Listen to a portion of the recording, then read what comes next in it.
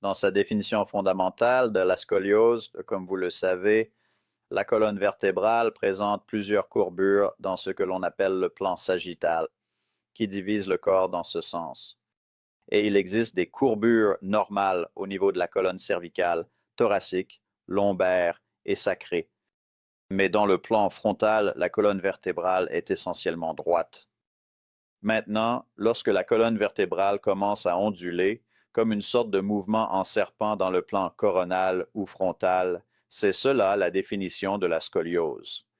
Il n'est d'ailleurs pas rare que cela implique également une certaine rotation des vertèbres individuelles. La scoliose peut être très invalidante, surtout si elle est prononcée, car elle entraîne une déformation sévère. Il peut y avoir, dans la littérature, le bossu de Notre-Dame est l'exemple classique de scoliose sévère, avec la bosse caractéristique, l'épaule déplacée. Cela affecte le mouvement, cela affecte la respiration. Cela peut être particulièrement dévastateur chez les enfants qui développent une scoliose pendant la période de croissance de la colonne vertébrale. La forme la plus courante de scoliose, cependant, se retrouve chez les adultes à l'autre extrémité de la tranche d'âge.